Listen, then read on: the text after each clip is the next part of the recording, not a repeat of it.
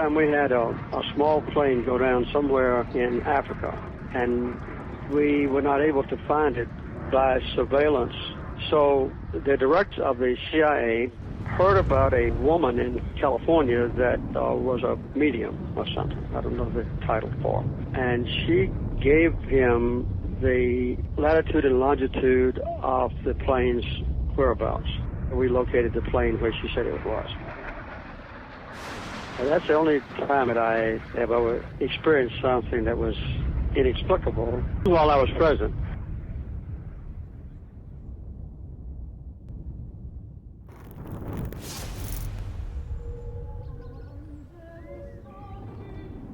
He was the most psychic man in the world, but nobody seems to know what killed him.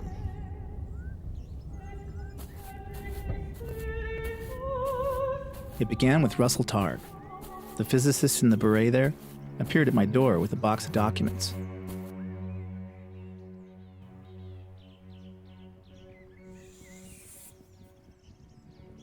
Okay, so this is marker 701. This is where the caretaker told me I should start. And I'm going to see what this is. This is marker 700. So indeed, Pat's grave is entirely unmarked. All right, I think he deserves better than that. This is probably my last opportunity to say goodbye to my good friend Pat.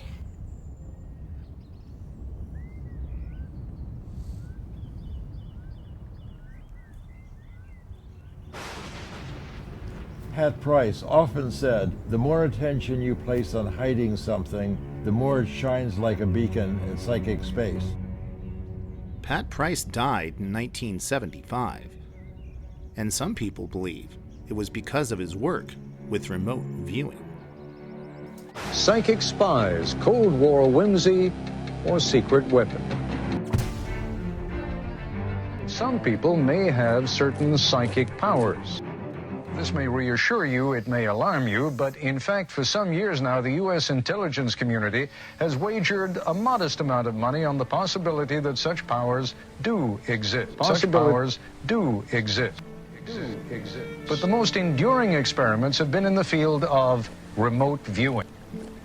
We got into it when we discovered that they were in it. We found that many individuals are able to accurately describe what's going on in distant locations, blocked from any kind of ordinary perception. Are you saying that the work you've been doing is classified? I really can't talk about matters of classification, as you can imagine. My name is Russell Targ, and I'm a physicist.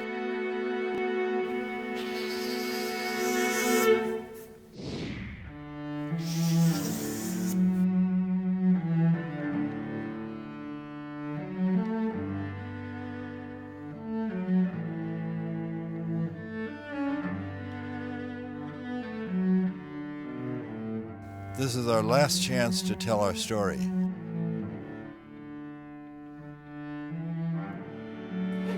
I haven't been on a road trip like this for many years. They always assume that people are immortal. This is the final boarding call for passengers. I hope the people who have seen and used operational material will say, yes, that really happened. Final boarding call for passengers. A huge trove of material was declassified by the CIA. So this is really the first time that the people who were cognizant of secret material can talk about it.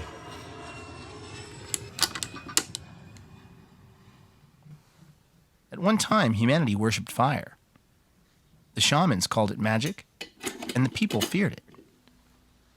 And now science recognizes fire as simply another part of the natural world. Ideas change based on new evidence. But the fear of the unknown remains. The future, it all looms very large. What if psychic abilities were real? What if you could look anywhere, using only the power of your mind? And if these abilities really exist, what would that do to the world when it found out? With my second-hand turban and my crystal ball. The CIA financed a project in 1975 to develop a new kind of agent who could truly be called a spook. Dad, when you told me that you were interested in using classified materials, that you were eager to get them out, and you were, I was principally concerned for you. And our family, no doubt. No doubt. We received a letter from the CIA and said, sorry, not now, but later. I said, well, Nicholas, I'm just going to publish the book. And I just thought that what could be more important than to help my father, one, get the documents that he was seeking, but also to help make sure that he stayed out of jail. So that all seemed like a very worthwhile enterprise. Yeah, very good thinking. And I then contacted the congresswoman in Palo Alto, and she submitted a letter on your behalf as well. Oh, that's very nice. I didn't know that. Several months later, the CIA released the documents that we had requested, and you were able to tell me the story in full detail. If I taught you to expect a miracle, it's been worthwhile.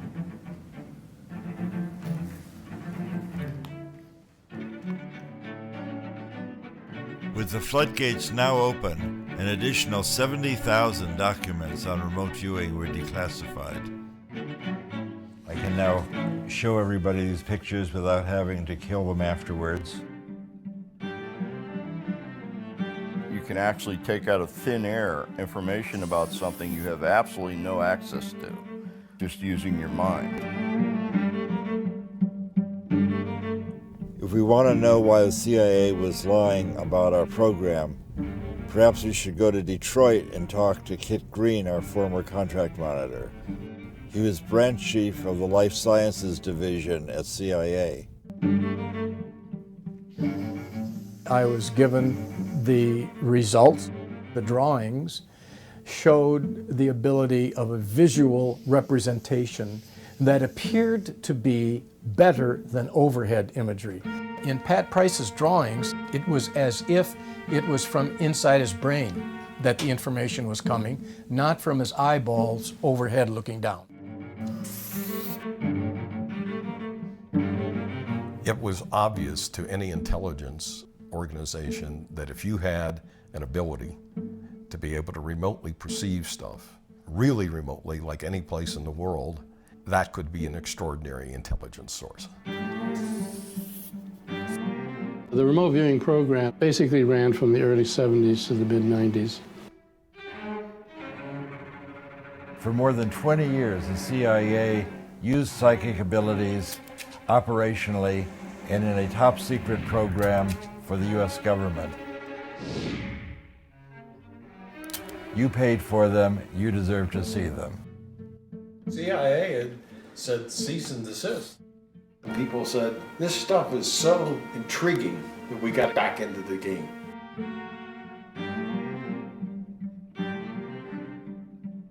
We once found a guy that could see anywhere in the world through his psychic powers. We could show him a picture of any place and he could describe any activity going on there. But he died, and we haven't heard from him since. CIA Director Stansfield Turner, Chicago Tribune, August 1977. Because I believe when he died, he was out in Las Vegas or something, and Kit Green rushed out there. Even though he died unattended in a hotel room, you don't need to make it a medical examiner case, although that's not correct. And he was taken to the emergency room, which I visited. Speaking now as a criminologist, I would have investigated the hell out of it.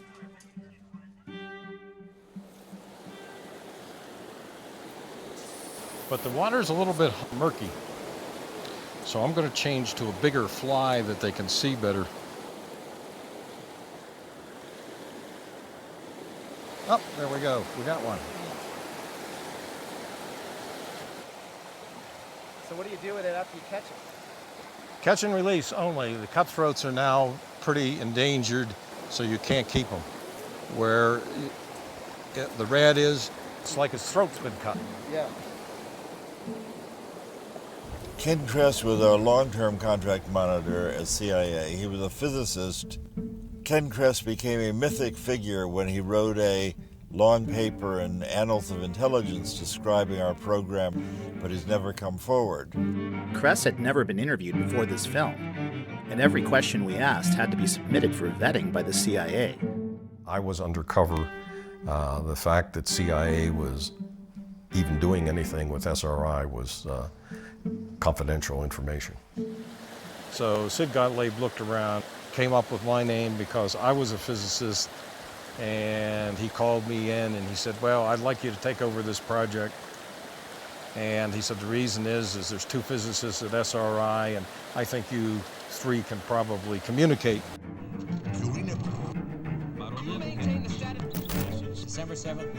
The first series of experiments here at Stanford Research Institute were what the scientists called remote viewing. For example, here is a reenactment of one of the first experiments last year. The subject was a New York artist named Ingo Swann. He was in the room. The experimenters, Drs. Harold Putoff and Russell Targ, were driving away in a car. Their destination was in a sealed envelope. This day it was Palo Alto City Hall. The subject did not know. But back in the room, the subject began sketching and describing where he imagined they might be. Here was the tape recording that he made then. There must be buildings around, and this would be sort of an area enclosed of some sort, a quadrangle or a quad. And then I sort of felt that there might be a fountain around, but I didn't hear any water in it. There is a fountain. That day, it was turned off. Back in the room, the subject sketched a pattern he thought was crosswalks coming together in a circle. In fact, the courtyard is paved in this pattern. The courtyard where they were is 2 miles from the room where the subject was. There had been no communication between them. Somehow or another, Kik Green and Ingo got together, but Kik came up with a report, and he sent this back, circulating through CIA, and eventually got to Sid Gottlieb. Gottlieb was already predisposed to look at psychic phenomena from 10 years ago. As the CIA's sorcerer, Gottlieb attempted to raise assassination to an art form. Out of his labs had come many debilitating potions. We knew who Sid Gottlieb was. He was the director of the famous MK Ultra program. This is by 1974. MK Ultra was the CIA's notorious mind control program in the 1950s and 60s, where they were giving LSD to people to see if you could create a Manchurian candidate and strip away their memories. We considered him sort of the Joseph Mengele of the American side. Mengele, of course, was a notorious Nazi physician who did biological experiments on Jewish prisoners. Gottlieb was not doing that. Gottlieb, of course, is Jewish. He was just torturing other people, independent of race or religion. He's sort of equal opportunity misanthrope.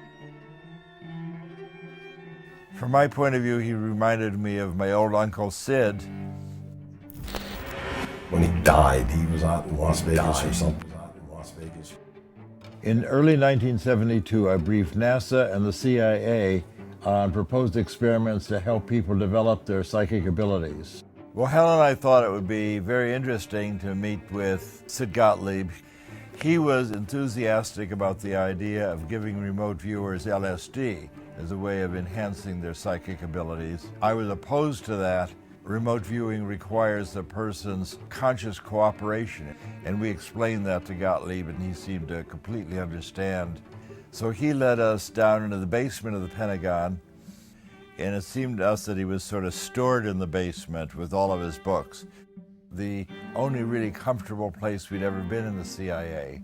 The idea, after talking to Gottlieb, that the decision to give us money to go forward probably had already been made. Reports that the Soviets were using psychics to spy on us prompted us to do the same to them. There was intelligence, hard intelligence. I mean, intelligence that was like really, really good internal program intelligence about what the Soviets were doing in medicine and psychology, that stated that they believed that United States military, United States intelligence officers, and United States scientists would be ripe for recruitment as spies if they were interested in crazy things like psychic research, remote viewing, and parapsychology. And they would tell their government people that were responsible for doing recruiting and so forth, hey, if you want to find somebody in the Washington, D.C. area that might be pretty interesting, find somebody that spends their time doing psychic research. They must have been following Russ around constantly then. It's natural for a visually handicapped person like me to be interested in optics, magic, and extrasensory perception.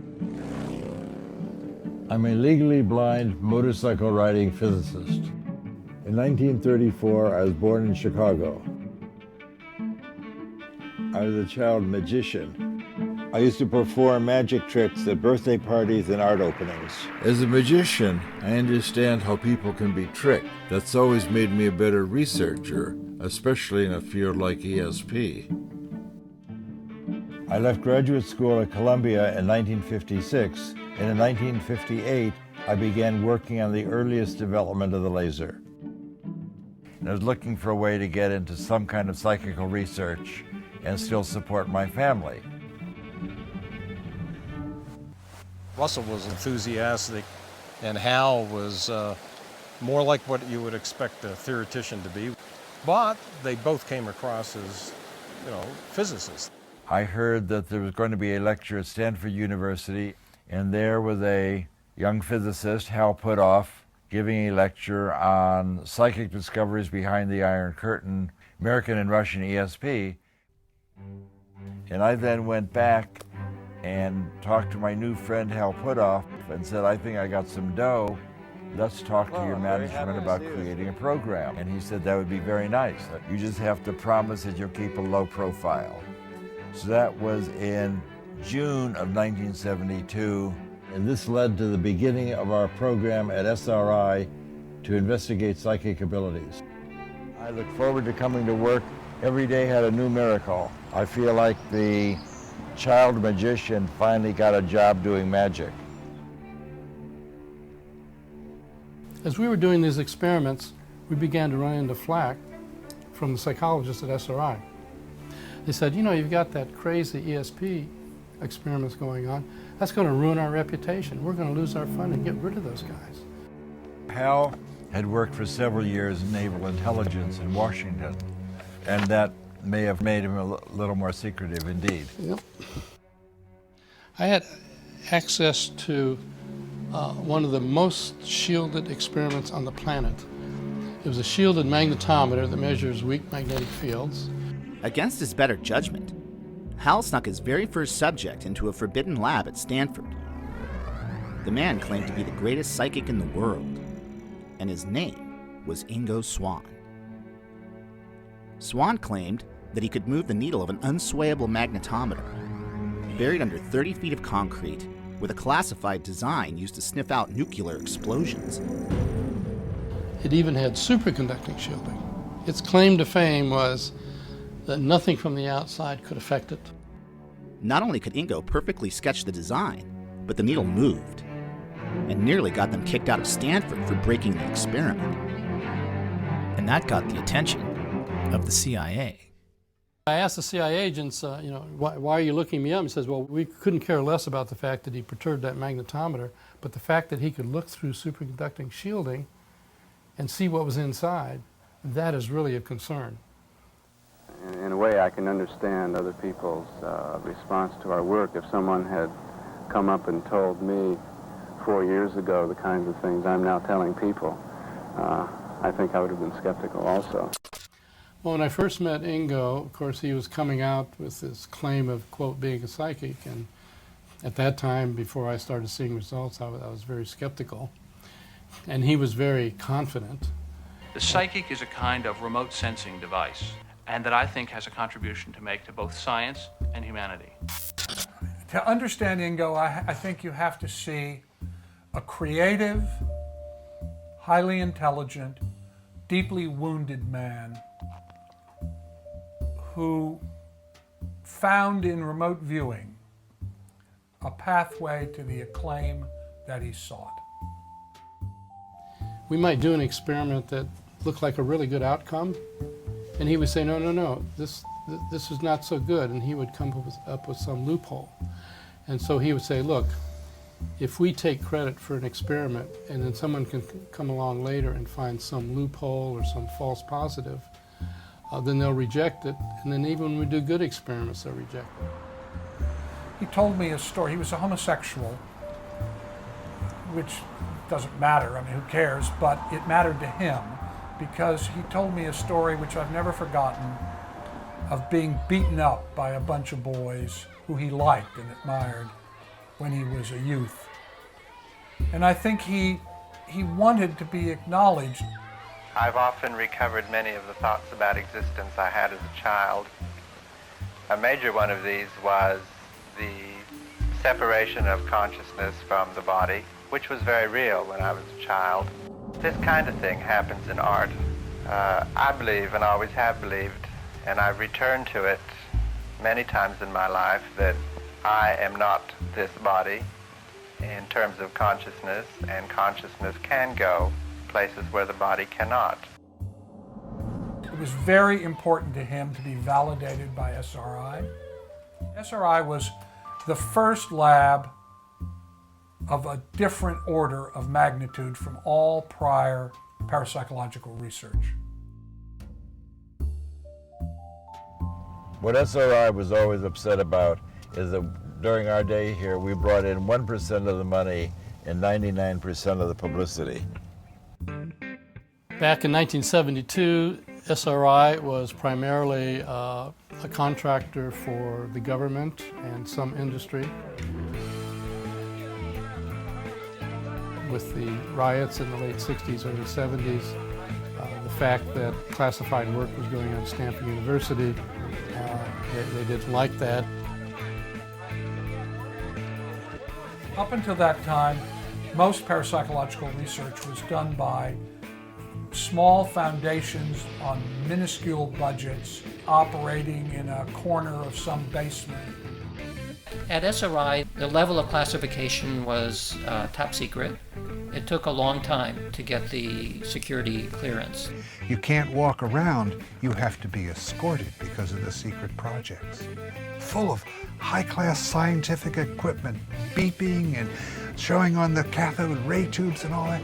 And when Russell and Hal got positioned there, it had a big impact.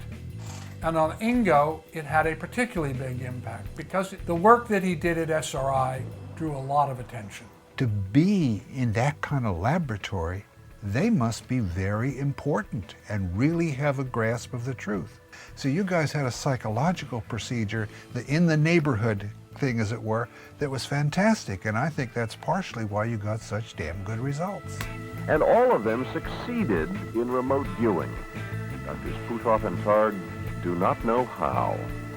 And so maybe one of the most important things about the work done here is that it has been published in one of the most conservative and prestigious scientific journals in the world, with this note: few readers will finish without wondering for at least a moment if indeed ESP might be possible after all.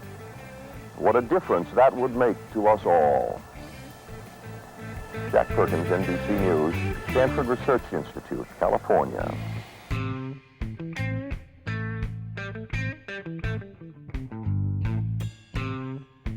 Ingo was really the father of remote viewing in the modern era. Before Ingo, people were describing the picture in the envelope.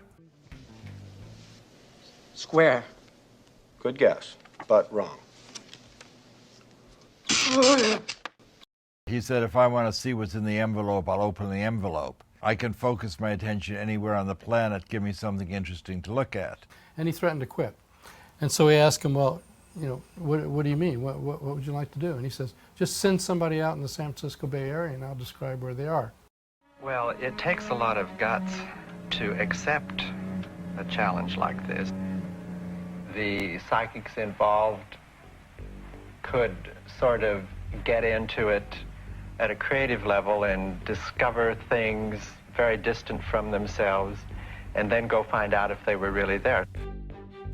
Well, we had, by now, 30 analysts, not scientists, in CIA, and maybe 6 or 7 scientists in CIA talking about these initial dozen or so results of these anecdotal situations. We began by speaking of some kind of almost a psychic arms race here. Is there any real application to this? At that time, there were rumors, certainly, that the government was doing something, but nobody actually knew what was going on.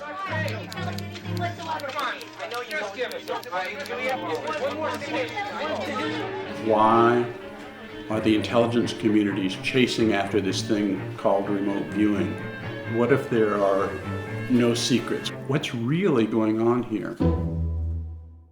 They had to put resources on something that sounded crazy. That's what it was. And we would all talk about them and say, well, I know I didn't lie. I know you didn't lie. And we'd get polygraphed once in a while, and it became clear we weren't lying. That wasn't the issue. What's going on? These people from CIA were very concerned. They had one goal in mind, to prove that it was nonsense. Well, we've looked into your background. You've had these high security clearances. You've been polygraphed. We know we can trust you. The Russians have been spending millions of dollars over a decade at some of their best institutes investigating so-called ESP. No scientists in America even believe there's such a thing as ESP. In fact, it was because the Soviets had a completely materialistic viewpoint. Even in Lenin's writings, he said, since consciousness is an observable, it must be physical, and therefore physical things must have consciousness. And so he thought even atoms had some level of consciousness. And then the question becomes, how close does it have to be for you to see it? Can you see it in this room, in the next? How about, can you see it on the other side of town? The question began to start formulate about distance. Maybe, like everything else that we know physically, it's quantum mechanical. That means it's spread out everywhere. It's not in space-time anymore. So that's exactly the same way that I can focus on my name being spoke. There's something about attention that I can use in order to narrow in and pay attention to something. So if I want to pay attention to what's happening on Pluto a million years ago, I should be able to do that. That's kind of what the remote viewers do. I mean, Ingo Swann was looking at Jupiter 9 months before Voyager got there and correctly described rings that no astronomer had ever seen or even suspected. So how did he do that?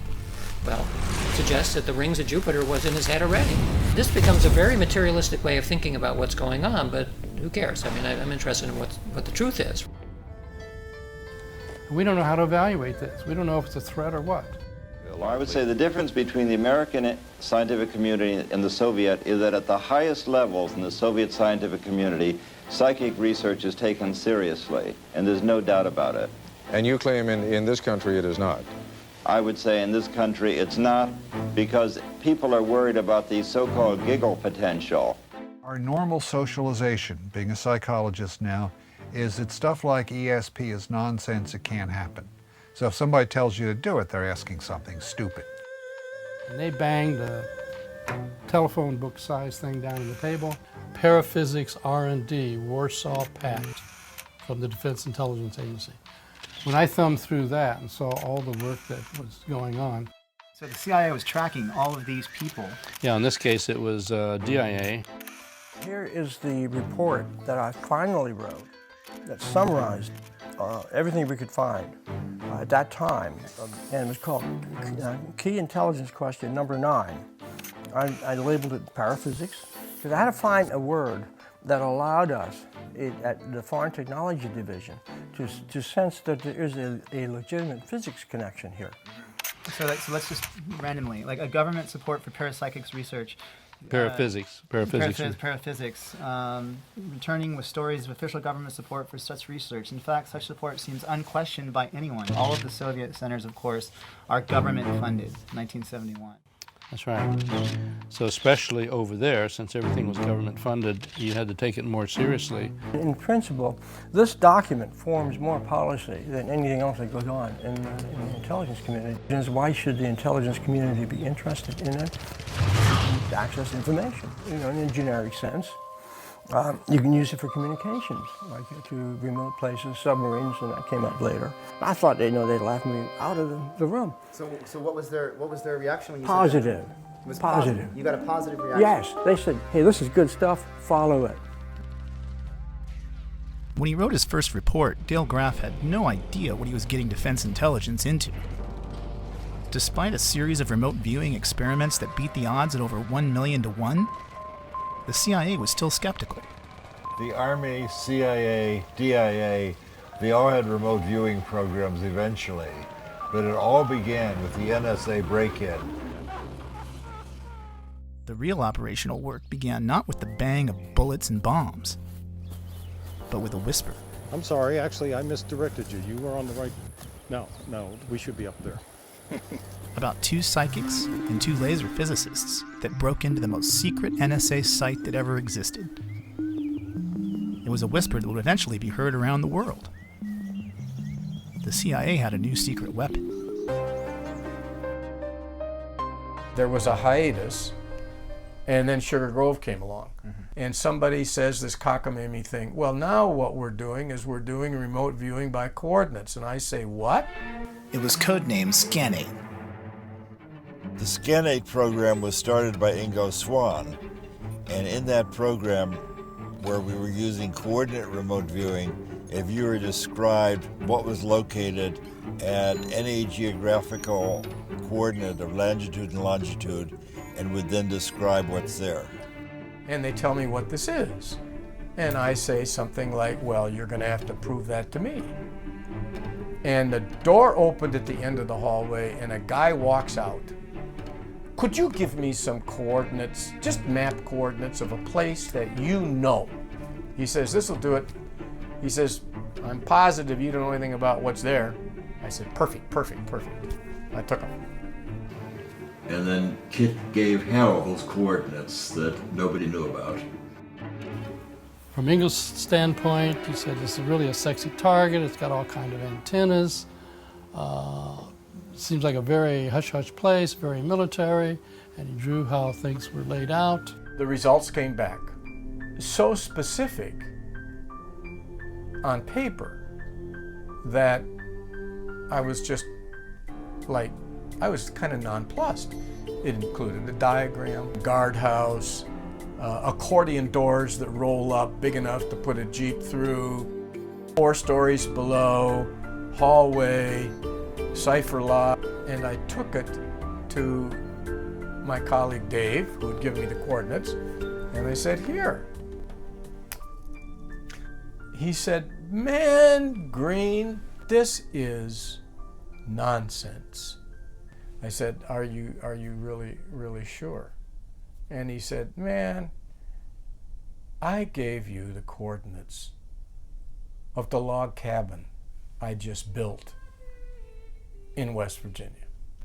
So I called up my colleagues and I gave them the results, and I'm sick of it. And just before I hung up, the fellow I was talking to, who I can't name, but whose initials were Russ Targ, said, that's really too bad. It's really too bad. Really too bad. The other guy found the same thing. Early in the SRI program, there had been some publicity, and Pat Price had read about it. That happened to be right when we had been asked to target on the West Virginia site. So it was over the telephone, saying, you know, I used to be maybe police commissioner or something like that in Burbank, and sometimes I would get intuitive flashes about some crime scene that we were working on, and it would turn out I would be right. Maybe I should be a subject. SRI comes up with Pat Price. he had a map on the over his desk, and he had a bunch of pins on the map of the world, and their pins were all stuck in the ocean.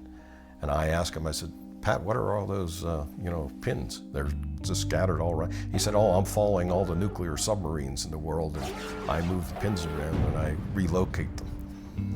For an intelligence officer, I mean, this would be one of the most fundamental breakthroughs in naval intelligence if you could follow all the submarines in the world.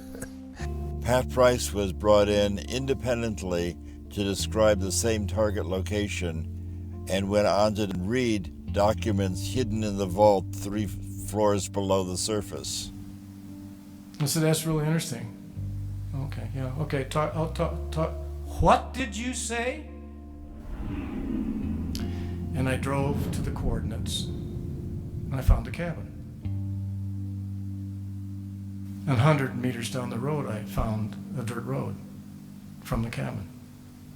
And I drove down it, found a guardhouse, found a dish, found the accordion door. This naval installation's purpose is to perform communications research and development for the U.S. Navy, the Department of Defense, and various elements of the U.S. government. I reported that. It got to the Office of Research and Development, it got to the Office of OTS, and there was, a huge controversy. And it started as very small ball. But what the person who picked the target didn't realize was just right over the ridge, a mile or so away, whatever it was this super secret facility for picking up Russian satellite information as it went overhead. And so both of them said, maybe that's what they want us to describe. In the 1960s, Sugar Grove became one of the NSA's most important Cold War listening facilities. And then the whole thing blew up. But remember, it was about what was inside that building. File folders with the following names. I remember that they were all associated with a pool game, like playing pool or billiards.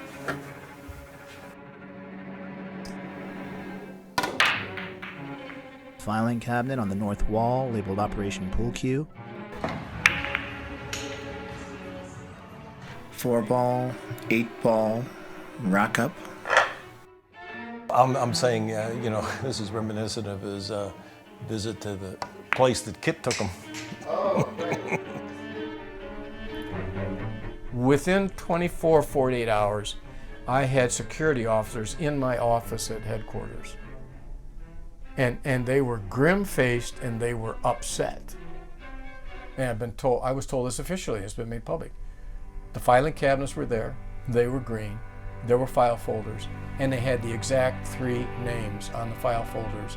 Now, that was the first thing that was important, is that they were correct. However, those guys out in California got the code names.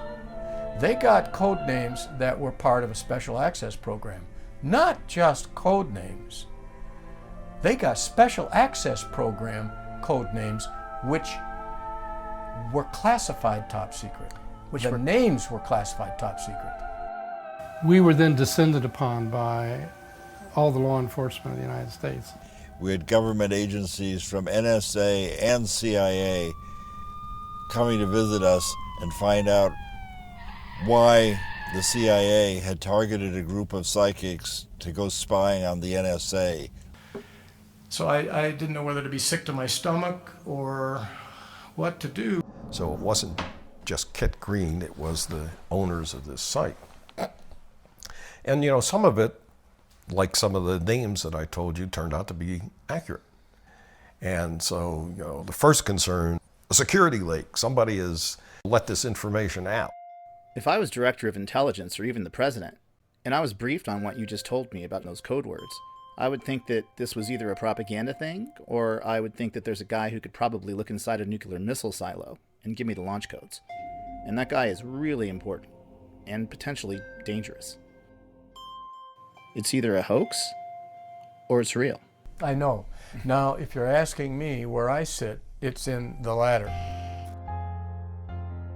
You know, what really is going on here? Do we have a counterintelligence issue where people can do this sort of stuff against us? And of course, the other side of it is, hey, can we do it against somebody else? How would it be if we spent half of our time on operational targets for the CIA and half of our time doing research? And he said, I understand what you want to do. That would be fair. Everybody knew that there had to be some foundational science or this stuff would never be accepted. Stanford Research Institute has been conducting an experimental program in the field of psychoenergetic effect. I had Hal and Russ bring Uri Geller to me, who was supposedly one of the psychokinetic people who could take and bend spoons and do other magic kind of things with materials. And we had an experiment set up. 15 drawings were placed in double-sealed envelopes in a safe for which none of the experimenters had the combination. This is Geller's representation of what he believed was sealed in the envelope. This is the most off-target of the drawings that he did. As you can see, he is quite elated about getting the right answer. Hey, this is real. Don't you try to debunk this, because it is scientifically proven. And I can tell you the agency did a little background check on Uri and found that he might be working for some other government, shall we say. And so he was just dropped. There were security concerns. The worry was that there was national security information that could be gathered. What he said was that he mushed his head into a safe, and these words popped into his mind. When a CIA analyst reads this and says, what? Does that mean if I have a document on my desk that I consider highly sensitive and classified, that there could be some Russian psychic 1,000 miles away reproducing what I'm looking at? Suddenly the lights came on, and we had CIA money and fresh support for our research. Our CIA handlers warned us to be wary of bugs, phone taps, and even honeypots. Bring these personal problems to me. We could see anywhere, and they had unlimited resources to back up our claims. We even had a degree of fame among those in the know. It was like a dream come true.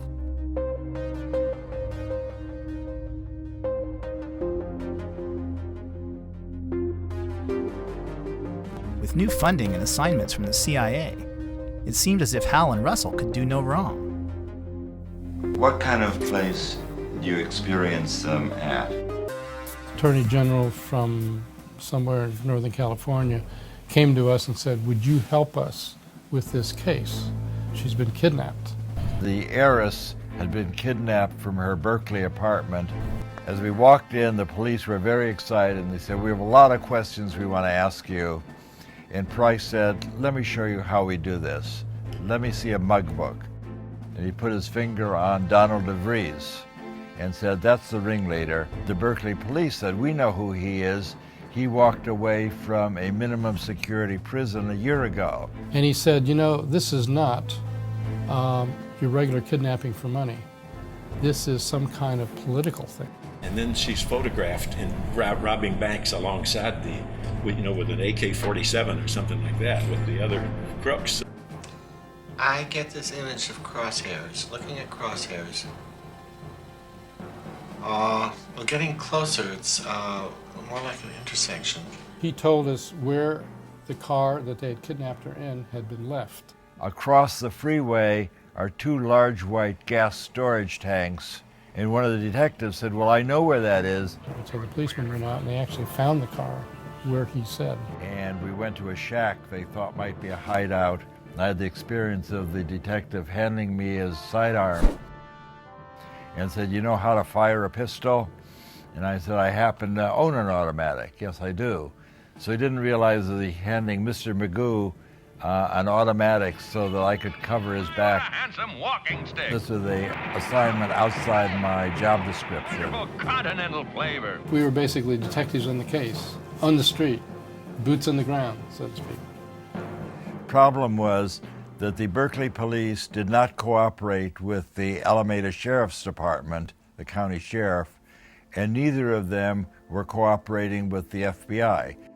It was only after the entire thing was resolved we found out that that indeed was the area where she was being kept, and the layout in the apartment was as he described, and in fact she was being kept in the closet. And we got a formal commendation from the Berkeley Police Department. Unfortunately, a lot of people got killed in the meantime. They attracted not only fans in law enforcement. The CIA had gotten hold of Soviet documents in which our names were in there as targets to be tracked and to be turned if possible. That's as I said, well, then we have to take this whole thing very seriously. And I began to feel frightened. This felt like a penetrating into a dangerous area. When he died, he was out in Las Vegas. Medical circumstances would admit to a coronary and would admit to what he said he was suffering from, which was poisoning. Particularly, he said, a food poisoning. Later on, somebody said, well, you know, the KGB did him in. And I said, oh yeah, I've heard these rumors. You know, I have no reason to believe that. This appears to have been a state-sponsored assassination attempt. Statement of the Prime Minister. But now, 8 days on, Theresa May came to the Commons. In her hands, one of the most remarkable statements she's delivered as Prime Minister. It is now clear that Mr. Skripal and his daughter were poisoned with a military-grade nerve agent of a type developed by Russia. This is part of a group of nerve agents known as Novichok. It causes suffocation and heart failure. I said, what do you mean? And he said, well, there was a TV program recently, I mean, this was a decade later, where they were interviewing an ex-KGB agent who had been involved with an assassination squad. And the interviewer had asked him, you know, what do you do? How do you carry out assassination? If we had somebody who was a target, we'd find out what their medical profile was, and then we would do something that would cause that medical condition to go south quickly, and then it'd just be assumed it was a medical event, and that way we would be, wouldn't be found out. And so the interviewer, I'm told, I haven't seen this program yet, I haven't been able to find it. The interviewer said, well, did you ever actually use that approach? They said, yeah, once on a psychic who worked for the CIA. Our husbands and wives.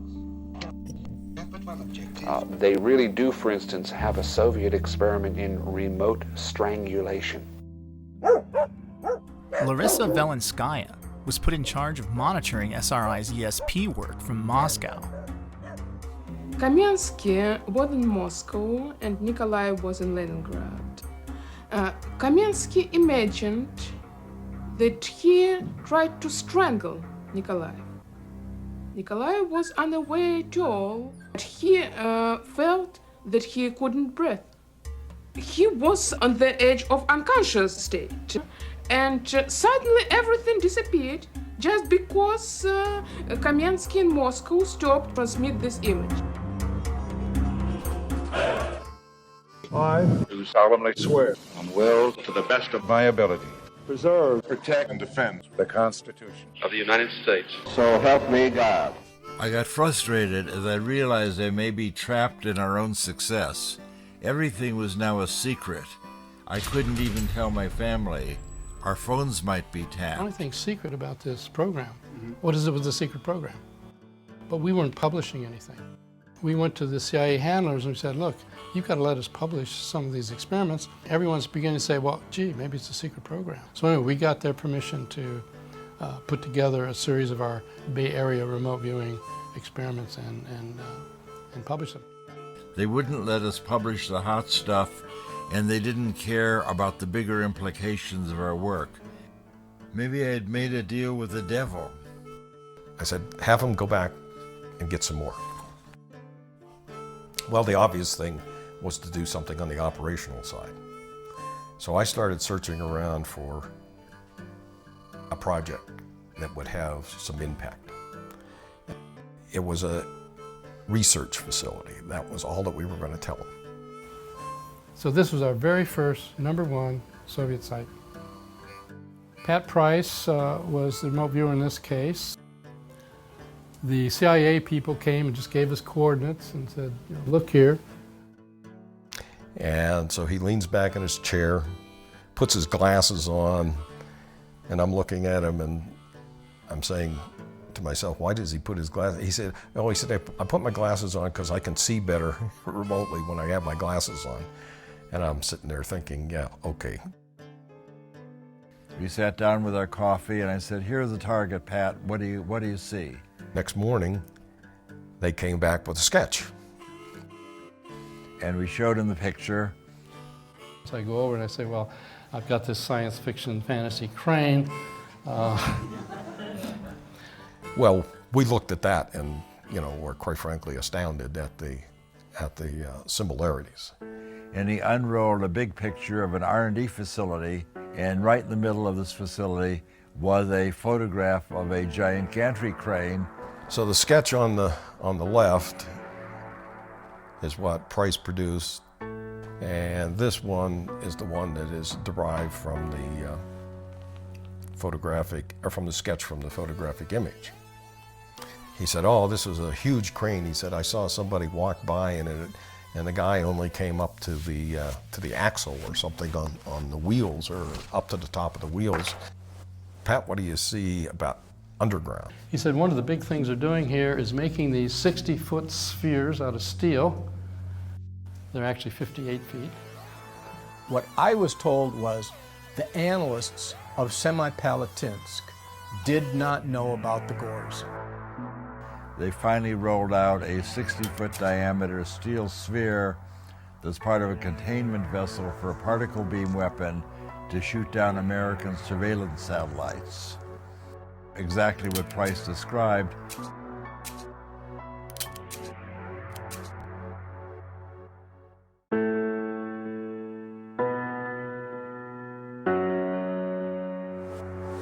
The end game is this big review occurs.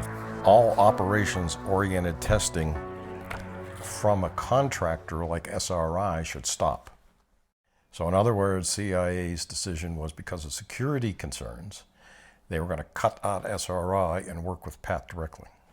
So they did so. The CIA moved Pat Price to a farm in the outskirts of Washington. He was doing day-to-day spying for the CIA. We've broken into some foreign embassies in foreign countries, and we bugged them. And we have the operational files. So what we did is we got Pat Price, and we brought one of the people who had made this entry into the room with Pat. So we gave him a photograph of the outside of the building.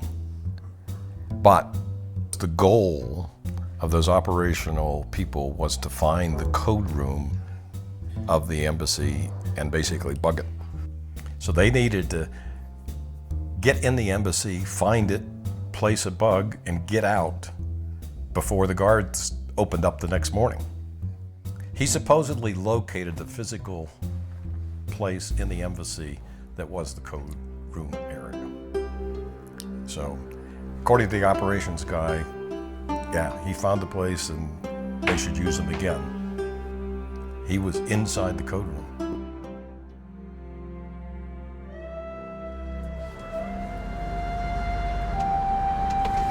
Sonic cord, telemetry, and that's it. So he's a wizard of sonic cord. Hello, just dropping off Russell. Thank you. Uri Geller knows a lot about code rooms. Uri says he spent a long time working for Mossad, so perhaps he knows what happened to Pat Price as well. If you can tell me, what was the meeting about? What were you doing in the secret room in the Capitol. Okay, actually, He must have been briefing somebody. yes, actually there were 10. There are probably 2 or 3 shielded rooms, different levels, but it's actually in the Capitol dome, the shielded room. It is a room where no eavesdropping can take place because the walls are leaded, etc. All kinds of materials, even the plugs are different, and you know, it can also be a wine cellar. So while doing secret work, that's fine. You can drink wine and get drunk. Okay. Well, I wanted to. It's a shielded room with a perfect conversation. Yes. I want to talk to you about the death of Pat Price. And Pat comes in with his description of an underwater sabotage training facility several kilometers away from the seacoast. And this information was passed on to the Libyan desk. They saw a facility, basically, where he said that they hadn't seen before. And a few days later, Pat Price died. This was the end of Pat Price. CIA hired Price away from us, and 4 months after joining the CIA, Price was dead. And the big question is, was he killed or was it a natural death? Like in the movies, you want to know, did he jump or was he pushed? What do you think? The emergency department people said that there was an individual that came in with him with a briefcase that showed the attending physician in the emergency room his recent EKGs from Greenbrier, which was the facility that I knew that we'd taken him to get his cardiological workup some months ago, and basically said, look, here's the guy had rampant serious coronary artery disease. He had a heart attack, so even though he died unattended in a hotel room, they decided, they meaning the hospital and the police, to not make it a medical examiner case. So they didn't do an autopsy, although that's not correct. And the man disappeared with the briefcase with the notes. They never took any records of it. Body was removed and cremated. And then they called his wife. Yeah, wow.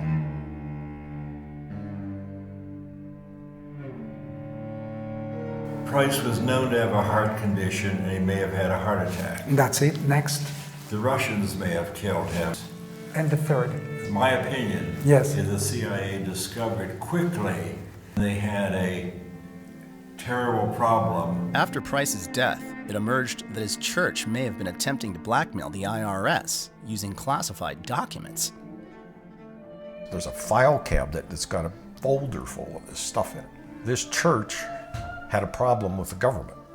He would go back to his church officials and immediately give them a debriefing of everything that he said and everything that I said. Here, the guy who was walking on water was a traitor. I do not think he was a spy for his church. You know, I was shocked and devastated because I had no idea about this. If he walks into the president's office and reads a nuclear code, if it turns out that Superman is a double agent, what do you do? If he didn't understand and misinterpreted what it was that he could tell his confessor in his church, I forgive him that. That's not Pat's fault. Knowing intelligence, knowing what's happening around the world, and having worked for certain, agencies, I know a little more about this story. That's exactly why I wanted to talk to you. People who are so valuable are never taken out. They tempt them with amazing circumstantial or monies, dwellings, houses to work for them.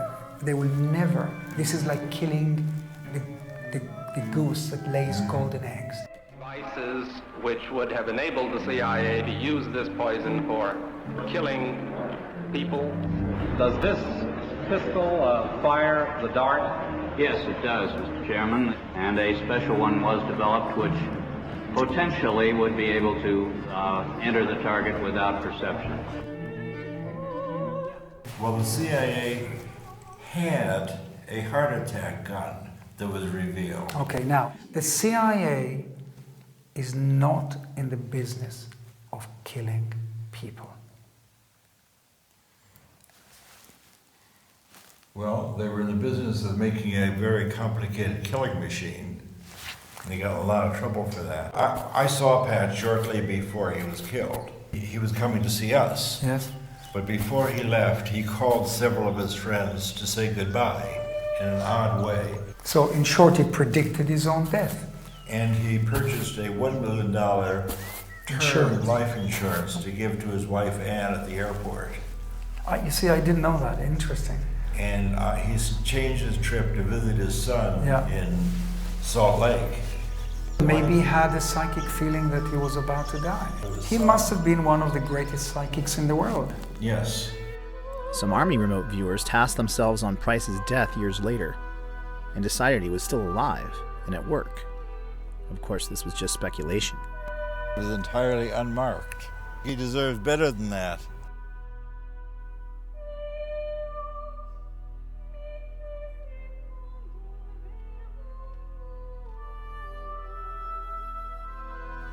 Shortly after that, Hal and I were called back to Washington for an investigation. What the CIA had hoped to squash by eliminating SRI's contract would only grow after an Aviation Week article released after Pat's death perfectly matched his description of the gores of Semipalatinsk, something no one else in U.S. intelligence knew. This shook the halls of power and set into motion new fears about Russian psychic spies. The question is, why? What was happening in July, August of last year? The House Committee on Intelligence Oversight decided there must be a security leak that gave the California psychics information that no one in the rest of the intelligence community had. Well, actually, I was excited about the opportunity to brief them because by this point in our career, the more people at high levels who knew about what we were doing, the more support there was to make sure that the program went forward. Unfortunately, you will learn today that these efforts by Russia to discredit the U.S. and weaken the West are not new. All I can say is that if the results were faked, our security system doesn't work. What these persons saw was confirmed by aerial photography. There's no way they could have been faked. There were 4 senators out there fighting to keep it going. What's next? Are we looking at a new Iron Curtain descending across Eastern Europe? And we were supported for another decade.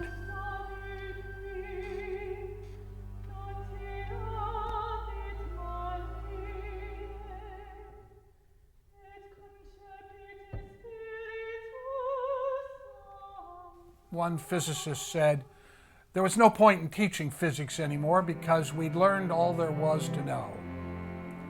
And now we look back and realize that what we thought we knew was the tiniest fragment.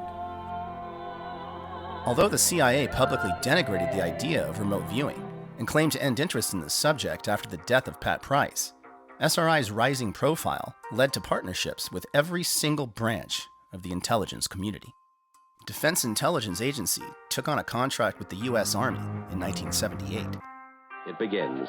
But this being the Army, it really starts with drill, naturally. Over 3,000 troops in Fort Meade, Maryland, were screened by Army intelligence to find the top 6 that would spearhead the program. That first day in the company. These were grunts, regular guys. Vietnam vets picked because they had a knack for avoiding landmines. And the CIA didn't like it. It caused leaks. The most decorated was Remote Viewer 001, Chief Warrant Officer Joe McMoneagle. The Stanford Art Museum was Joe McMoneagle's first ever remote viewing. We then did 5 more trials with him. Altogether, we did 36 trials with the 6 Army volunteers. Out of the 36 trials, these officers were able to get 19 first-place matches, where one would expect only 6 by chance.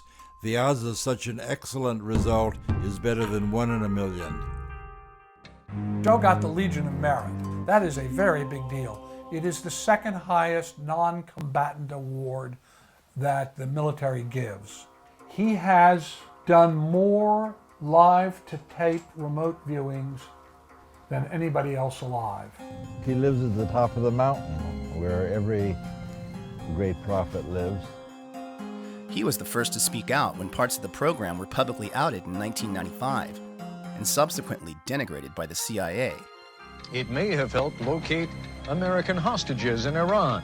There were 2 or 3 others that were held away from the embassy, and no one seemed to know exactly where that was. But we were instrumental in helping identify that location. I was paid to do remote viewing by the U.S. Army for 6 straight years. And indeed, he turned out to be one of the most psychic people we ever worked with. You can actually take out of thin air information about something you have absolutely no access to, just using your mind. Remote viewing was first brought to my attention by Skip Atwater. It occurred to me I had been 9 or 10 years doing this counterintelligence work, and I said, Colonel Webb, I brought this book called Mind Reach, and if what they say in this book is true, there's a huge gap in our counterintelligence effort here. I left the book Mind Reach with him, and the next day I came in and he says, you're right. If this is true, what's being said in this book, this is something that we aren't attending to. This might in fact be a threat to the intelligence community. One of our greatest operational successes was when Joe McMoneagle pinpointed and described an enormous Russian submarine in a location where it was totally unexpected. There was a very, very large building. We didn't have enough intelligence by ordinary means to know, well, what is being built inside that building. The building was hundreds of yards from the water. What I decided through remote viewing was that they were probably constructing a new submarine. And the submarine was unique in that it had twin hulls. And the hulls were actually stuck together this way. So it was a twin-hulled, very wide submarine. It was half again larger than any submarine in existence at the time. It had dozens of new capabilities, and I said they're going to launch in 120 days. And this was all disagreed with by the senior officer from the CIA. He made arrangements to look at the area 114 days later, and they in fact had launched the largest submarine ever built in history. It's called the TK-089, the Typhoon class submarine. The only response we got from that individual was, it was a lucky guess. And that individual was Robert Gates.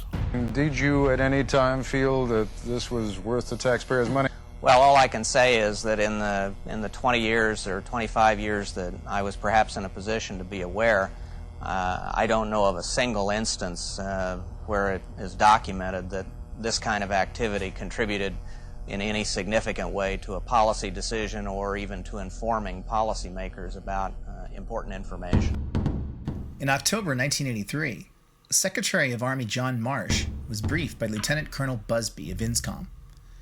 His report stated that 350 of 700 remote viewing missions, or 50%, were deemed to possess intelligence value, and 85% showed positive evidence for remote viewing. We probably collected more intelligence on that one submarine in 4 days than the entire Soviet sub-pack. What you have to understand is the program operated year to year based on its successes, not its failures. And the fact that it was funded on a year-to-year basis speaks loudly as to why it existed for 20 years. And the chief proponent in terms of tasking, or the one agency that probably used more remote viewing than any other agency, was the CIA.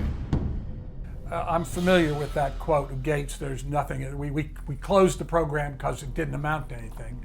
Let me just read this one thing I've got here. Joe got the Legion of Merit, and Joe, upon his retirement, got this. While with his command, he used his talents and expertise in the execution of more than 200 missions, addressing over 150 essential elements of information. These EEI, essential elements of information, contained critical intelligence reported at the highest echelons of our military and government, including such national-level agencies as the Joint Chiefs of Staff, DIA, NSA, CIA, DEA, and the Secret Service, producing crucial and vital intelligence unavailable from any other source. That would tend to suggest that Gates was not telling the truth. We had the total support of 5 administrations in a row. Carter stood up and said, we did this wonderful thing when they found the Tupolev bomber. And the reporter said, how did you find it? He said, we used our psychics.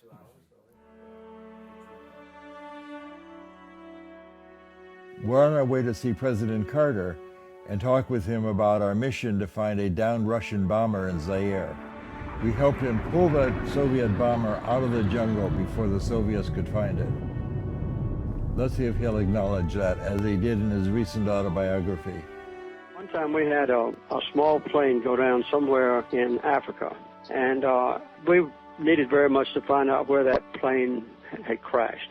And we were not able to find it by surveillance. So the director of the CIA heard about a woman in California that was a medium or something. I don't know the title for. And she gave him the latitude and longitude of the plane's whereabouts. We located the plane where she said it was. Now, that's the only time that I have ever experienced something that was inexplicable while I was president. One evening I'm called into the office. I was working late, and I said, we understand that you have some people that can find things. I said, yeah, I have the SRI contract. There are people on staff there. So they said, well, this is really a top secret, burn before reading kind of project. Here's a picture of an airplane that's missing, and how can we get into Africa and get to the airplane before the Soviets get there? It was a defector. He just took the airplane south until he thought it ran out of fuel, and he punched out, and the airplane kept going. But it still had fuel. Now, that's why they couldn't find it. It wasn't there. I said, well, that's because you're looking in the wrong place. Look over here. Because by this time, an entire intelligence community was involved. She drew this. So I took this sketch. This is a sketch. And I handed it to the search team. And so I'm looking at this huge map. And it's 200 miles this way, 200 miles down. So she looks at that map and goes up to the map and said, over here, here's where it is. The X, where the pin went into the map. And they sent a helicopter out to investigate the area. And shortly after they landed, a native comes out of the jungle carrying a piece of metal. And it turned out it was from the airplane that crashed and was within about a mile of where it was, where the actual site was. All the information was in the field before the airplane was found.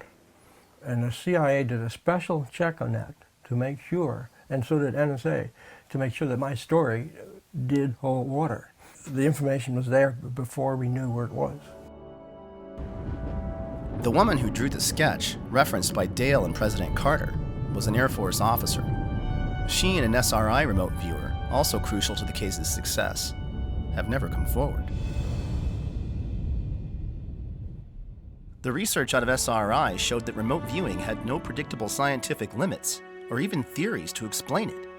As the team racked up success after success, higher and higher up the chain of command, the question was asked, how can any of this even be possible?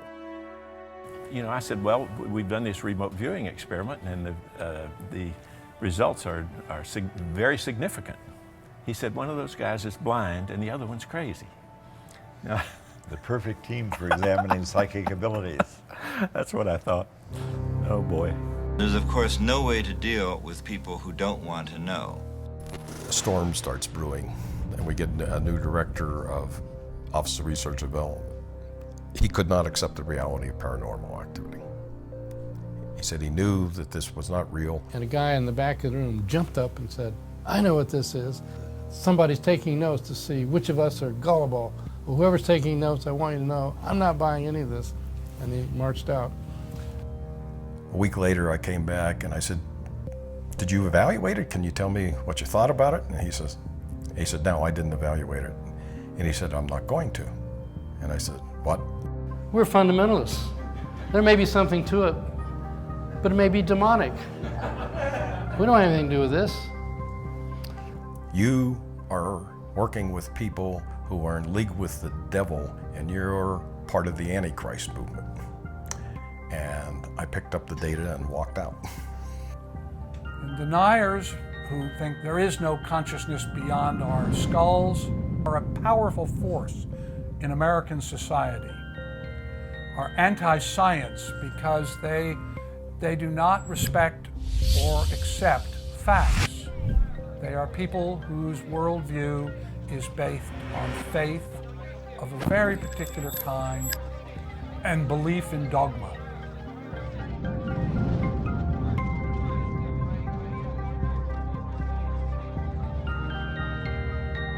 It is about dogma, absolutely. From a religious standpoint all the way down to, I mean, people that are afraid of it, which is half the people on the planet, so damaging. I had a senior senator in camera, in a meeting in camera, stand up and say, "You, sir, are doing the work of the devil, and you will burn in the fires of hell," and walk out. That's a senior lawmaker. And then in the same meeting, when we broke for coffee, I had another senior lawmaker hug me and whisper in my ear, "You're doing God's work, son." Now, which one scares you the worst? I think sci research is important because it's an essential part of reality which science hasn't yet taken note of. Furthermore, there's a lot of misconception around people just assuming without any proof that there's no such thing. It's just a piece of dogma. And science should not be about dogma. How many people say they've witnessed things that do not fit within a materialistic paradigm, and then they're told you're deluded because your experience doesn't conform to our dogma? This is so fundamentally anti-scientific, it's utterly appalling. So once again, this troubled me because I love science and I respect this tremendous evolution of science for the last 400 years. But when people speaking with the authority of science say, for example, that all experiences can only be functions of the brain, and if you have any experiences that cannot be explained within a materialistic paradigm, you're deluded, then this is dehumanizing, arrogant, pompous, and closed-minded, and those terms should never come in the same paragraph of defining and explaining science. When the evidence just gets to be overwhelming and the groundswell here is growing, I would say before too long, if you still insist that the mind is nothing more than an emergent property of the brain, it will be widely recognized you're just ignorant. And the key point about physics is always evolving. Our knowledge of physics is always expanding, and phenomena which people reject as impossible today may not be rejected as impossible tomorrow, because tomorrow we'll have a more extensive theory of physics. Enter this next wonderful reality and the most controversial of the people. And it shocked me that they found anything to object to. This is a hardcore scientist. So I'm very happy to be here. My name is Russell Targ, and I'm a physicist, and it's my great pleasure to tell you about the remarkable work we did at Stanford Research Institute investigating psychic ability.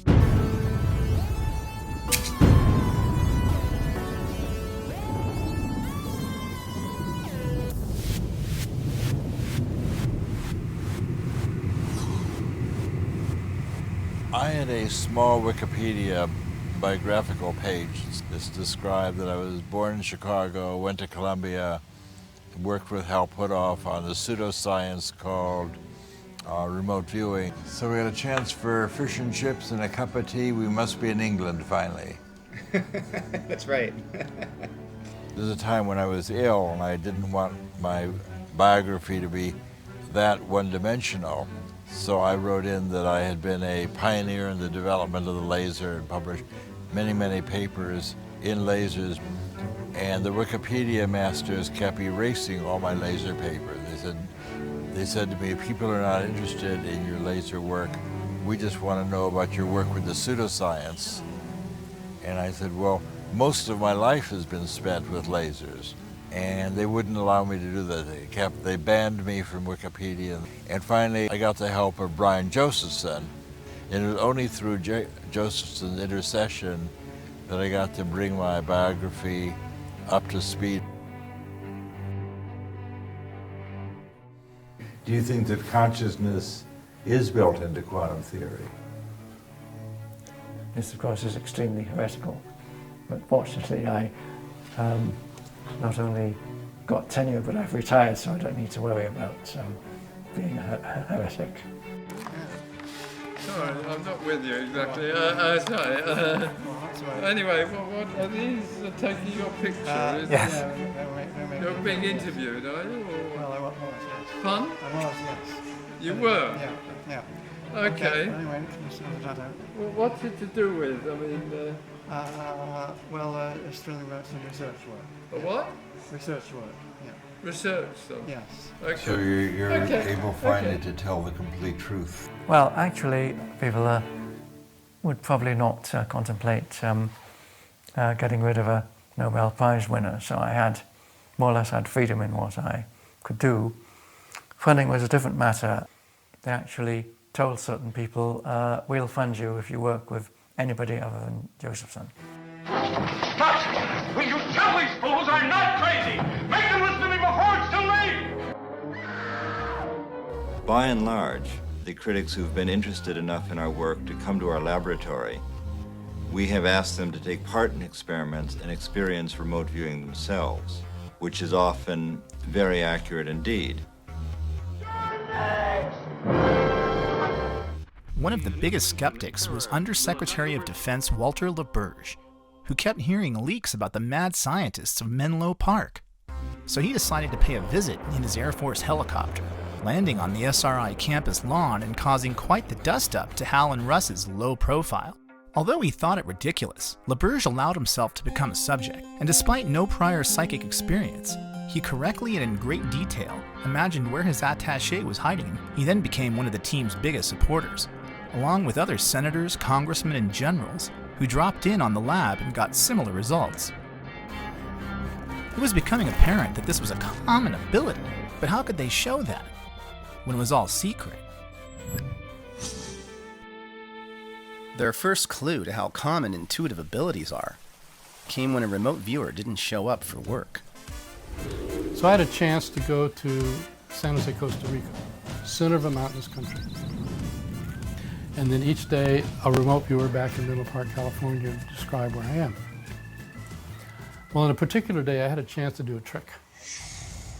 I got an airplane, I flew out, and I landed at an island that belonged to Colombia. It also turned out that on that day, the remote viewer didn't show up. So Russell decided, well, okay, I'll do the remote viewing. What can I do? So Russell's trying to suppress this data, but it just keeps coming in. He says, okay, well, I guess I'm wrong. I mean, I no reason to be in an airport. And not only that, I see ocean at the end of the runway. And I know there's, ocean is miles away in San Jose, Costa Rica. Well, in fact, that's exactly where I was because I'd taken this little side trip. Did you actually take that picture, or is that a standard picture? Somebody else took the picture who, when we had this data, they went out and took it from the same angle. Showing that even a scientist can do good remote viewing. This led to a request from their CIA handlers to bring in someone with absolutely no psychic ability to get a baseline against their best. That didn't work out so well. She was statistically the best results they ever had, even better than the infamous Pat Price.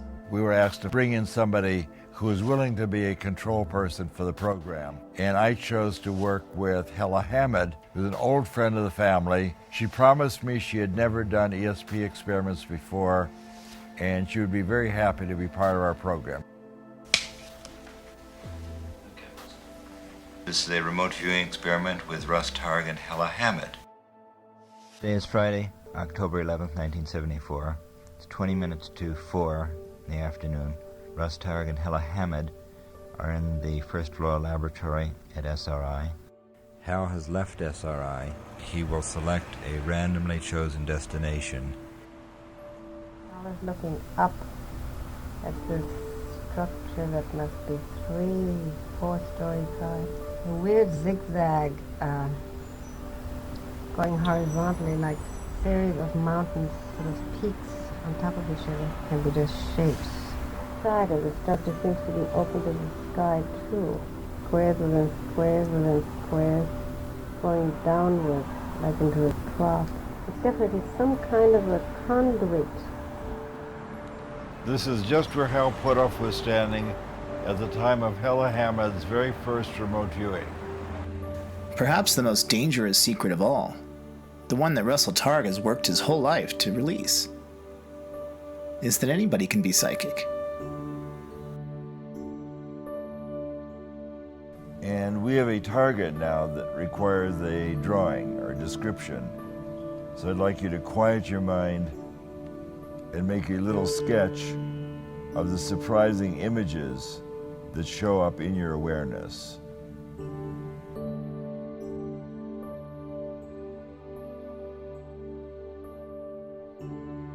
want to get on paper the shape and the form pertaining to Paul's location. You have Paul and Cynthia in a bright green dress, located at some interesting place.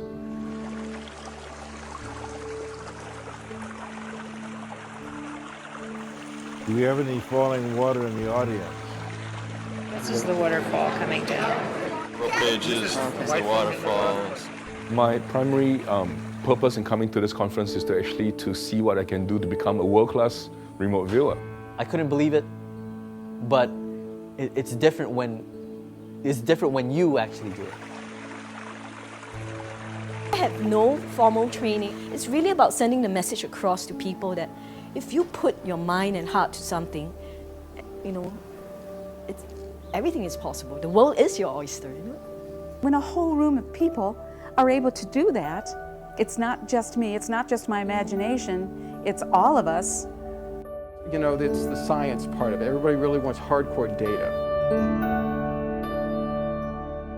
I think it's still a question of what it means to be really human and what it means to be a proper human being, whatever that might mean, and what is the essence of who we are. And I think that if the world actually had an access to that answer, I think it would change everything. So that's pretty good. I'm useful at Las Vegas. Psychic abilities are real, and you have these abilities. And now we've got a free ESP tester on the internet. By the time we finished, we knew more about our remote viewers than NASA knew about its astronauts. There's nothing different about them at all. These are just normal people. Like musical ability, you've got virtuosos at one end of the scale, you've got tone-deaf people at the other. It's just in our culture, no one values, quote, ESP functioning. It's just being human is basically what it's all about. Could it be that psychic ability is much more common than we think? Even internal agents at CIA back in 1975 were secretly doing it, according to original program manager Ken Kress. Now, it turns out a couple of people around OTS, a lady by the name of Francine and a man by the name of Ed, they decided they wanted to be subjects. And they were CIA employees now. These were not SRI employees. Actually got them involved with a Libyan analyst. I got gibberish, as I remember, from Francine, but Ed was an engineer. So he comes up like Pat with very specific stuff. He says, what I see is a Soviet radar that is involved with an air defense system. He goes on and on with all this stuff. And so I package all this up, send it to the Libyan analyst, and he said, we have an agent that we have not vetted who says similar things. And I said, that's news to me. See, when they were with us, it was not clear whether they had come to see if there's defects in our model or whether they had come to be trained, or both.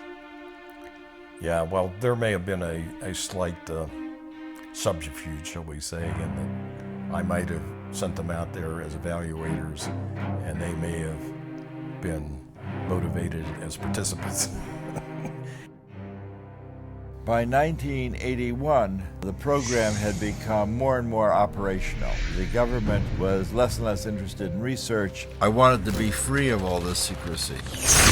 Which, from a scientific standpoint, was not so good. But on the other hand, of course, from the funding standpoint, can't complain. And I brought that to our contracting officer, and he said, Russ, you know we're not doing research anymore. And I said, well, we look at this, we think about what we're doing. He said, I'm not paid to think, I'm paid to find out what DIA wants you to do and then see that you do it. I was heartbroken. Hal and Ingo were more secretive than ever, and now Ingo was in charge of the Army psychics and had made the program so complicated that only he could teach it.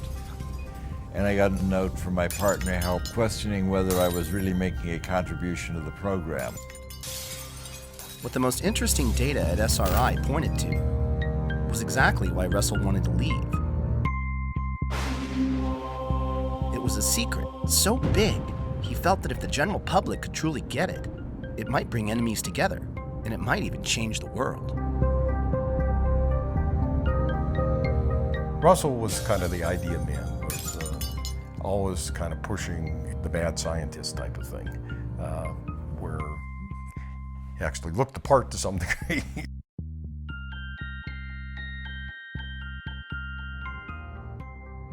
When I decided to leave, this was in 1985, we had dozens of psychics and lots of laboratories and people out there as consultants and so on.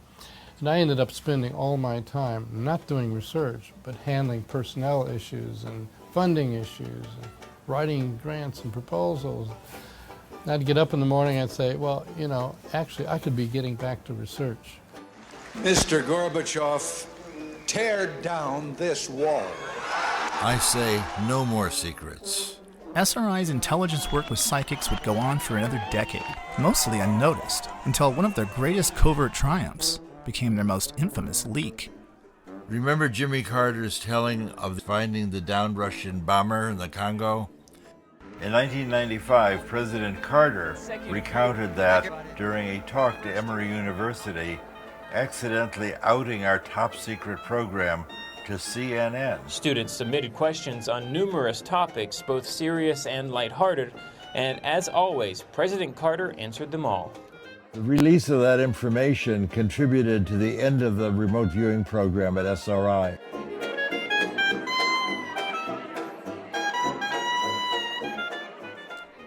After Russell and Hal left the program, it continued under Ed May, but eventually it confronted the giggle factor. So I would ask the intelligence community to watch what we do for the next few years. And the CIA had publicly derided the Army-run program, and in the end, they were asked to take it on again. It's a pretty low priority for the intelligence community, and it's better done on the outside. Instead, they commissioned a third-party report to, quote, see if it had been valuable to operational intelligence. And that's our report for tonight. So, what do all these stories add up to? Well, the two experts commissioned by the CIA report disagree. First, there's psychologist Ray Hyman from the University of Oregon. My considered judgment, if someone pushed me hard right now, I have to say the odds are 99 to 1 that there's nothing to remote viewing. I think remote viewing has been demonstrated over the 20 years of work that's been sponsored by the government. Ed May was very upset at the way the AIR report was done. He was very upset that they did not look at the operational remote viewing and that they did not allow us to talk to the operational remote viewers. I think he was quite disappointed that they narrowed the focus so much so that really it might have been a predetermined conclusion that they wanted to kill the program. I think that anybody who says we haven't proven it yet hasn't really looked at the data. I think, frankly, people don't want to look at the data. They have their worldviews. They don't want those worldviews rocked. I think anybody who looks at it with a real open mind would be convinced. I became 100% certain that it was real acquisition of information.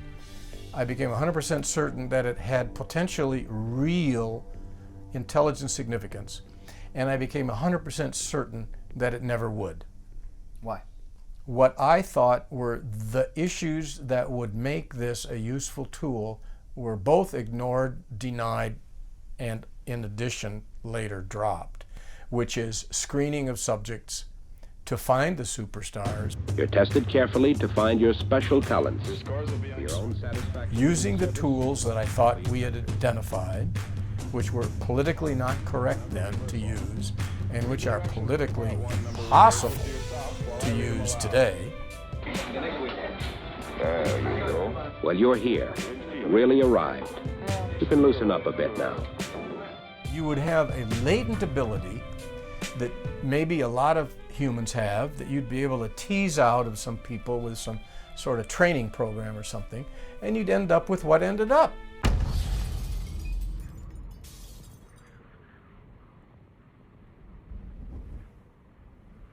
After we did our report, a few months later, maybe a year later, I received a phone call from somebody who worked high up in the government, and he wanted to know if this was for real. And I said, I stand by what I wrote in the report. And he said, well, I'm going to see if I can get access to the operational work. He called me back and he said he got access to it, none of the boxes had been opened. Jessica's the president of the American Statistical Society, and she says by the numbers, remote viewing has a higher efficacy than aspirin. What was the CIA trying so hard to hide that they wouldn't even allow their best data to be seen? And why did the CIA dislike those regular Joe Army guys so much? We had the total support of 5 administrations in a row. 5 straight administrations supported us, Russell. Privately.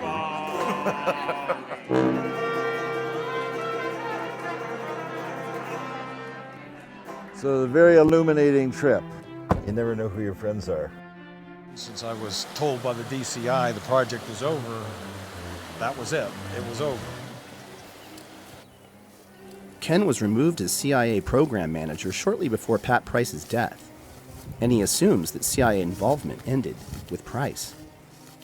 No, I heard that they were discussing the Stargate program out of channel. In other words, if you're talking about a classified program in an unclassified area, it looks like a security violation.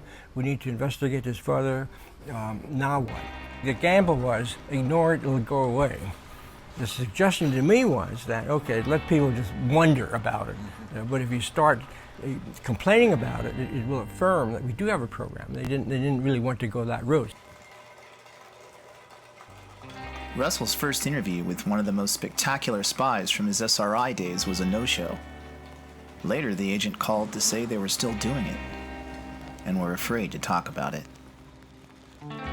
Beyond the giggle factor, what was the big deal? What does all of this mean? Could we be missing the big picture here? And no, that's not right. I told you before, two people that I trust, that are, one of whom's in the position to know, says that the program's still going on. Really? Just how useful is remote viewing? How far would Russell go to tell the world what had become painfully obvious to him? This was something that Russell was inspired to consider after witnessing Ingo predict that Chinese A-bomb test 3 days in advance, and similar work by Stephen Schwartz, and it involved precognition, or seeing the future. The final straw was when he received a package in the mail from the ghost of an old friend regarding some water towers that had haunted him for years. I get the impression of a water treatment plant. It looks like water storage tanks. It's a service road down here. In Pat Price's first series of experiments, he got the shape and dimensions of this swimming pool target within 12 inches. But he also called it a water treatment plant, even drawing water towers, which missed the whole point of the target. Years after Pat Price's death, I received a historical picture book. It was a gift from the city manager of Palo Alto.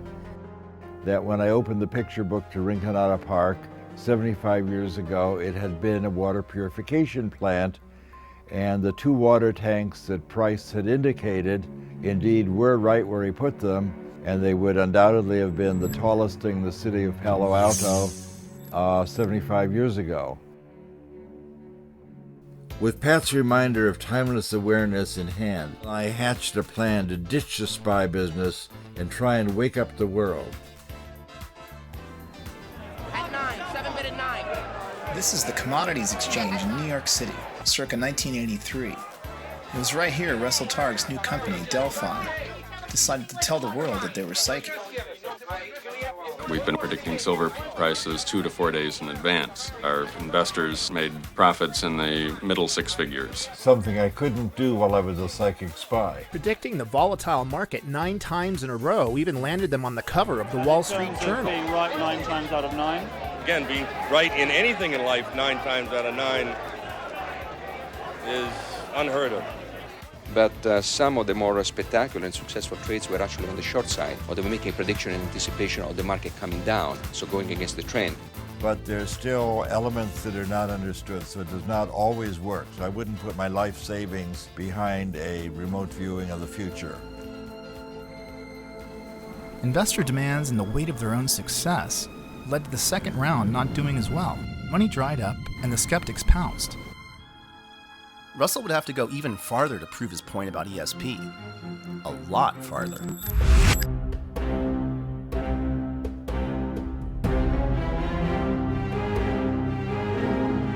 When they first invited me to come, and their letter to me said, please come to the Soviet Union so we can exchange propaganda. I didn't have a big concern about that. I trusted Russell. He went through the process of asking permission. I assumed that. I'm actually quite confident of that, because had he not done so, he would be in jail. No, I did not ask any permission to go to Russia. I just went. Of course, they can't reveal secret information, and I declared my independence and left. They said, is there anything you'd like to see as long as we're here? And I said, oh yes, I would like to have a peek at Brezhnev's office. I would just like to see where he sits. We were once targeted to describe Premier Brezhnev's office in the Kremlin with Hella Hamid. Who was the control person initially. That's right. And indeed, it's just as she described it, this odd red leather door held in place by upholstery tack, the huge desk on the right, window on the left, and a door in the wall behind the desk, if we did not go downstairs into the computer room. When we were talking to the Soviet Academy of Sciences, for example, a physicist got up and said, it seems that if an experienced viewer can focus his or her attention anywhere on the planet, then it's not possible to hide anything anymore. Isn't that true? And the Russians in the audience were quite shocked with that. I could hear the teacups rattling.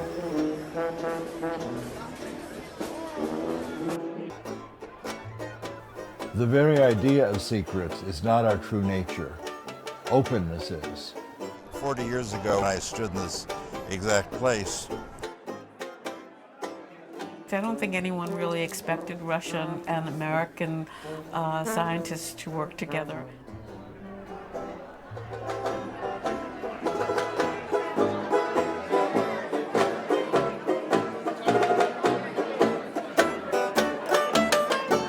In 1987, and I started teaching remote viewing in Russia, and no one in Russia knew about this on that moment.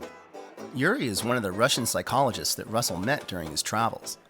And now, he's come out of the cold and brought some friends. And I decided to go to United States of America to take training from Russell Targ for the first. It was first for Russell Targ. Little did I know when I left SRI that the Russians would become capitalists.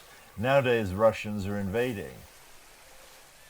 Having watched the end of the Soviet Union as a cadet at West Point and then fast forwarding to today, I'm a little bit lost.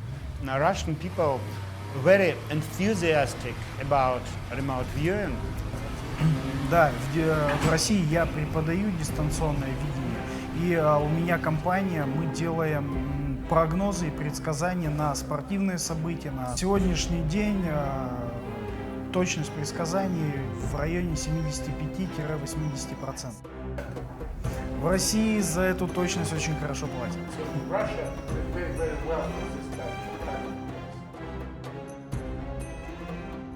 Remote viewing instructor Lori Williams has brought a group of 20 Russian doctors and engineers to Los Angeles to learn remote viewing for themselves.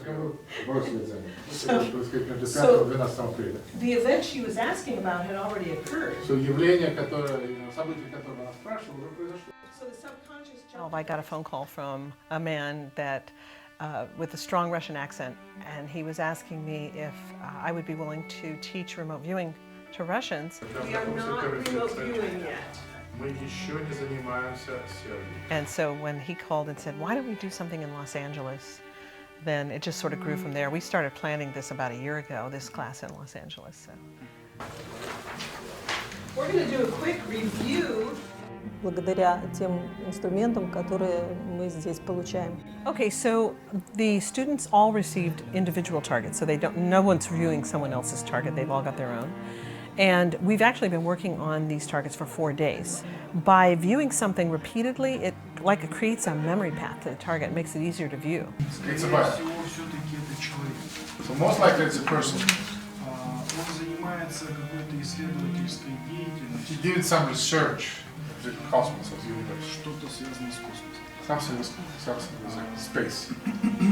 Something involving space in the universe. Humans have been asking these deep questions about the nature of their reality, and these are just using the tools of our society to ask these deep questions in a different way. The ancients did too, and they're with what they had available to them. The scientific model has to change continuously to accommodate our knowledge, and if we're learning more, then we have to fit that into our bigger picture of understanding reality. And here's a sketch. Что-то транспорт. Да, это скетч. А потом пришло, как будто это Луна. No, then I thought it was the moon. Then he thought it was the moon? This is a very kinesthetic day today. They're going to be using their hands, creating 3D models of the target using Sculpey clay, modeling clay. They're going to be... Еще один объект, сделанный человеком. There's какие-то лапы. He got about it. It looks like a spider. It has little what spider has? Legs. Clicks, yeah. Tretje. Я его назвала Армстронг. He called him Armstrong. He said that's Neil Armstrong. Is that it? That's all? Okay, you ready for your feedback? Okay, hold on to your seats, folks, because this was the Apollo 11 trip to the moon. Это Apollo 11. Apollo 11 trip to the moon with Neil Armstrong.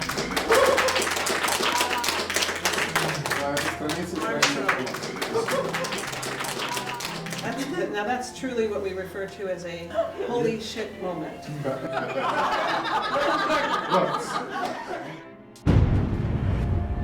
Well, fundamentally, we're talking about interpreting what we see.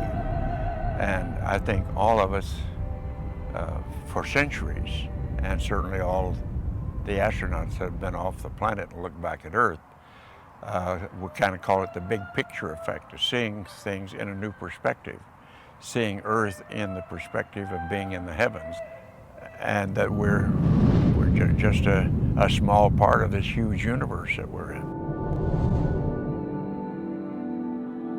I had completed my major task for going to the moon and was on the way home and was observing the passing of the heavens. The magnificence of all of this, what this triggered in my visioning in the ancient Sanskrit is called samadhi. It means that you see things with your senses the way they are, but you experience them viscerally and internally as a unity and a oneness accompanied by ecstasy. We are stardust, and we're all one in that sense.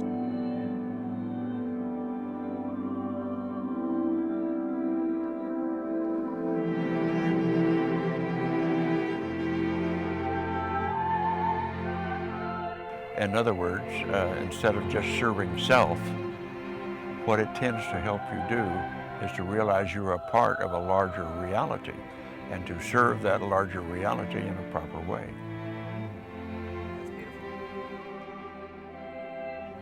So I'm not so sure it was all about collecting intelligence and how well we did. The evolution of consciousness itself is expanding. Consciousness itself can evolve, and I believe that's probably towards what I call empathy. The main idea from all of our research is that there is no separation, especially no separation in consciousness. More than machinery, we need our humanity. If the world were to accept this research, we would have to recognize that we are not isolated within our brains. We would have to recognize that we live in the earth, not on the earth. We live embedded in the biosphere of earth, and that all consciousness is interconnected and interrelated. And that's why we can transmit the power of love, the power of healing. Maybe it's very subliminal, but it definitely exists.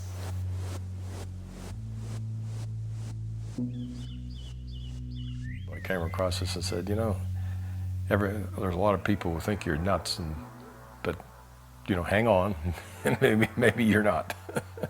We should always be open to our imagination, because once in a while, some of the imaginations will come true. So I think it's time to close up and move on.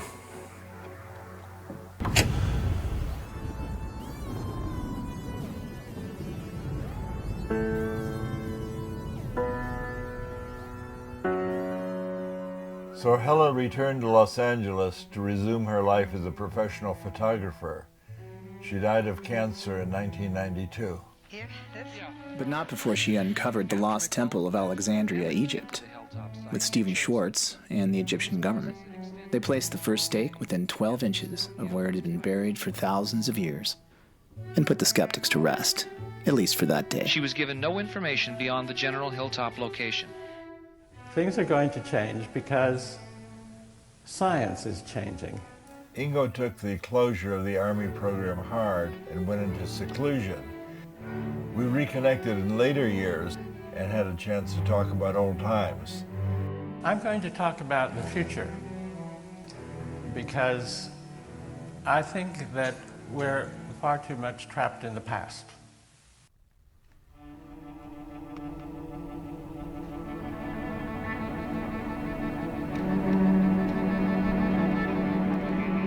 And Sam got very talented cellists who had not remote viewed. They went into an expanded state and got impressions. They then took it up to the composers. Atmospheric, like... Two not opposing but interrelated forces. Triplet up and down. What was the feedback? Well, they didn't know what was in the envelope. It's very, very close. It's very descriptive of bugs. So playing it, listening to it kind of makes you itch. Kit Green says he still consults for the CIA. You know, Green, think. And I have. I've thought about it for many years. I'll give you the answer. The most precious secrets are hidden in plain sight. That's a stupid expression, but you know what? It happens sometimes to be true. He told me he collaborates regularly with Hal, but on what? Neither one of them will say. Oh, yeah. I've got it going through me, if you can see. Hal Puthoff resigned from the SRI remote viewing program at the height of its success, but he did go back to remote viewing at least one more time. Hal repeated my silver forecasting experiment for his child's high school. He raised $25,000 from the stock market for a class field trip to Washington. Then he went back to seeking to extract energy from the vacuum in his Austin laboratory. Well, we got our hands in every pot. It turns out that Kit and Hal really were collaborating. Kit brought Hal into a top-secret Pentagon UFO assessment program, revealed in December 2017 by the New York Times. Oh, and Hal says they've recovered UFO debris, but that's another story. Pat Price's grave in North Hollywood remains unmarked, and his death remains a mystery. And as for Russell Targ,